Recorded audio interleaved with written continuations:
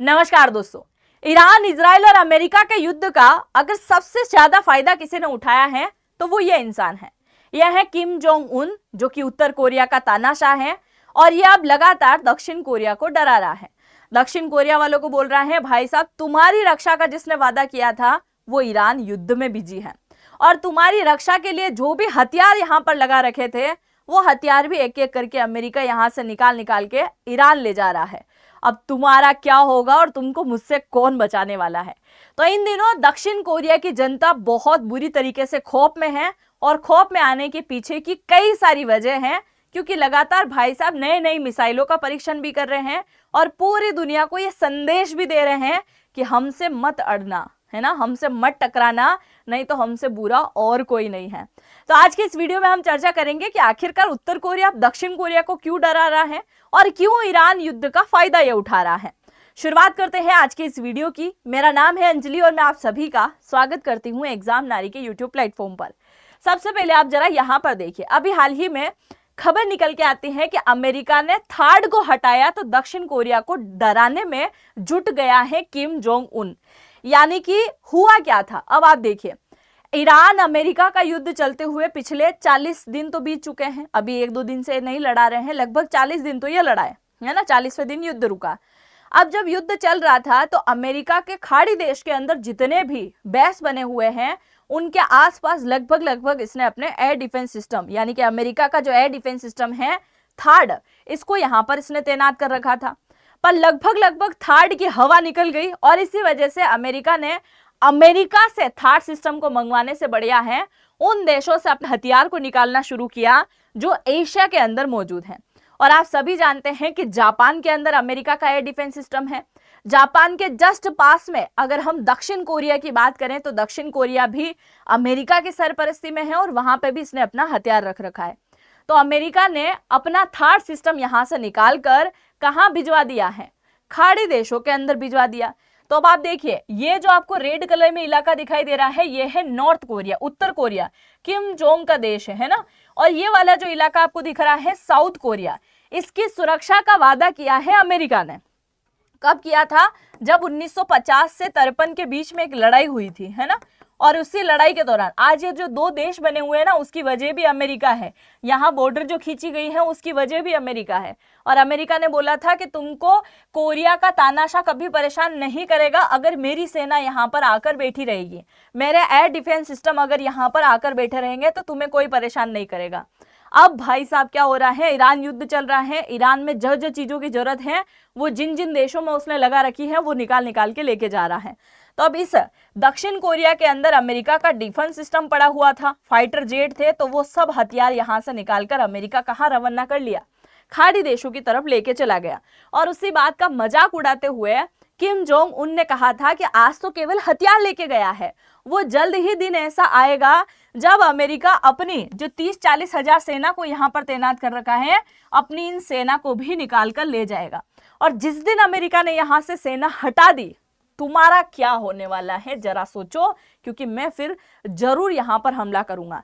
क्योंकि ऊपर बैठे हुए जो तानाशाह है किम जोंग उन, उसका बड़ा मन है कि एक दिन ऐसा हो कि पूरा कोरिया वापस कोरिया हो जाए, ना कोई नॉर्थ कोरिया हो ना कोई साउथ कोरिया, पूरे को एक करना। ठीक उसी प्रकार से जैसे चाइना बोलता है ना कि ताइवान मेरा इलाका है, मैं इसको एक करूंगा, ठीक उसी प्रकार से जैसे भारत अखंड भारत का सपना देखता है, वैसे ही किम जोंग उन यहाँ पर यह देख रहा है। अब दक्षिण कोरिया की जनता को कैसे डरा रखा है उसके बारे में देखिए। अब क्या हुआ, जैसे ही इसने अपने थार्ड सिस्टम को यहां से अपने एयर डिफेंस सिस्टम को हटाना शुरू किया, किम जोंग उन ने मौके का फायदा उठाते हुए 3-4 दिनों के अंदर नए नए प्रकार की मिसाइलों का, बम का परीक्षण करना शुरू कर दिया। अब किस किस का परीक्षण किया है और वाकई वो किस प्रकार के हथियार है जरा आप यहाँ पर देखिएगा। यहाँ दक्षिण कोरिया को डराना तो हो ही रहा है पर पूरी दुनिया में भी यह संदेश दे रहा है। सबसे पहले इसने परीक्षण किया क्लस्टर बम का क्लस्टर बम मिसाइल, है ना, क्लस्टर बम मिसाइल का इसने परीक्षण किया, जो कि दुनिया के केवल गिने चुने देश के पास ही मौजूद है। पूरी दुनिया के हर देश के पास में क्लस्टर बम मिसाइल मौजूद नहीं है। और इसका परीक्षण अभी करने की वजह यह है कि ईरान ने अभी हाल ही में क्लस्टर बम मिसाइल का अटैक किया था इजराइल के ऊपर, और इजराइल के कम से कम 10 शहरों के अंदर नुकसान पहुंचा दिया केवल एक मिसाइल से। ये आपको मिसाइल दिखाई दे रही है ना, ये मिसाइल, ये जैसे ही जमीन पर गिरने वाली होती है उससे पहले ही 2-3 टुकड़ों में डिवाइड हो जाती है। मतलब इसके अंदर जो आपको दिखाई दे रहा है ना गोल गोल, ये ऐसे बॉल जैसे पार्ट होते हैं, ये दिखाई दे रहा होगा ना ये बॉल। तो ये बॉल क्या है, जगह जगह बरसना शुरू हो जाते हैं और हर जगह जो है ये क्या करते हैं, नुकसान पहुंचाते हैं। जैसे आर्मी अड्डे पर गिर गए, है ना, अगर किसी राशन पर गिर गए या कोई सामग्री जा रही है युद्ध से रिलेटेड उसके ऊपर गिर गए, किसी टैंक के ऊपर गिर गए तो उनको नुकसान पहुंचाएंगे। और ये क्लस्टर बम मिसाइल है। तो ईरान ने एक साथ कई सारी मिसाइलें छोड़ी और इजराइल के 10-12 शहरों के अंदर नुकसान पहुंचा दिया। तो अब उत्तर कोरिया यहां से संदेश दे रहा है कि हम भी दक्षिण कोरिया में नुकसान पहुंचा सकते हैं और अगर कोई देश हमसे अड़ने की कोशिश करेगा तो हम उससे भी बहुत अच्छी तरीके से जवाब देना जानते हैं, इसीलिए हमने इस प्रकार की मिसाइल का परीक्षण कर लिया है। अब देखिए, मैंने आपको बोला था कि दुनिया के बहुत कम देशों के पास में ऐसे मिसाइल मौजूद हैं, क्लस्टर बम, तड़तड़ वाले आपने बम वो देखे होंगे ना, पटाखे, ठीक वैसे ही आप मान के चलिए वैसे ही चलता है। अगर हम बात करें दुनिया के कौन कौन से देश के पास में मौजूद हैं, तो Russia, China, America, north Korea और दक्षिण कोरिया, है ना, इसके पास में मौजूद हैं। और इसके अलावा इजराइल, पाकिस्तान, भारत, इनके पास में मौजूद है लगभग। और अगर हम बात करें एक और देश जिसका नाम है इजराइल, उसके पास में मौजूद है। तो लगभग 7-8 देशों के पास में मौजूद है। और कुछ हद तक ये भी सुनने को मिलता है कि तुर्की और सऊदी अरब ने भी बना लिया, पर यह सार्वजनिक अभी तक जानकारी नहीं दी है। सार्वजनिक जिन देशों की जानकारी है उसके बारे में बात करिए। उसके बाद जो बैलिस्टिक मिसाइल है, लंबी दूरी की मिसाइल, उन मिसाइलों का भी परीक्षण किया था। और एकमात्र ऐसा देश है किम जोंग उन का जो एक मिसाइल का परीक्षण एक साथ नहीं करता है, बल्कि 8 से 12 मिसाइल का परीक्षण एक साथ करता है। तो 10-12 बैलिस्टिक मिसाइल का परीक्षण भी किया था जो लंबी दूरी की मारक क्षमता ये दिखाती है। तो एक साथ मिसाइलें चलाई जिससे दक्षिण कोरिया वाले देख रहे हैं भाई साहब हमला तो नहीं कर दिया, ये क्या कर रहे हैं। और जैसे डिफेंस सिस्टम निकलते जा रहे हैं वैसे वैसे डर डालने की कोशिश कर रहा है। और ये हर साल डराता है, हर साल डराता है। किम जोंग उन क्या करता है, हर साल ऐसा युद्ध अभ्यास करेगा जिससे फाइटर जेट उड़ाएगा, कुछ ना कुछ ऐसा करेगा जिससे दक्षिण में बैठे हुए जो लोग हैं, दक्षिण कोरिया वाले हैं, उनके मन में डर लगेगा, किम जोंग उन पागल है भाई, अटैक ना कर दे, ऐसा कुछ ना कर दे। तो ये चीजें होती है। और ये भी डराते हैं, है ना, जो दक्षिण कोरिया वाले हैं या अमेरिका के साथ में मिलकर ऐसा सैन्य अभ्यास करते हैं कि ये भी इसको डराते हैं और वो भी अलर्ट हो जाता है कि मैं भी युद्ध लड़ने के लिए रेडी हूं।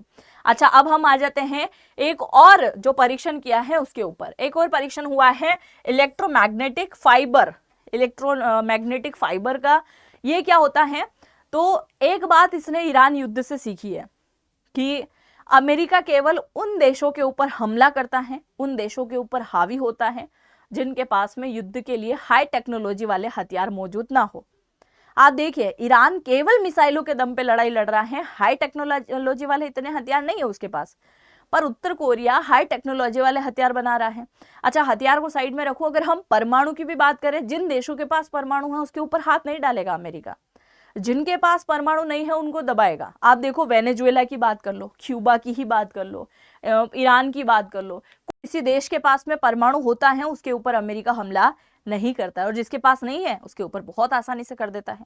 अब आप देखिए, उत्तर कोरिया ने यहाँ पर दूसरा परीक्षण किया है इलेक्ट्रोमैग्नेटिक फाइबर का। अब ये क्या है, तो अब देखिए, अभी जो हाल ही में युद्ध चल रहे हैं उस युद्ध में सबसे ज्यादा योगदान भी इसका ही माना जाता है। कैसे, यह आपको दिखाई दे रहा होगा, इस प्रकार का ऐसा बम जो बिजली टाइप आपको दिखाई दे रहा होगा।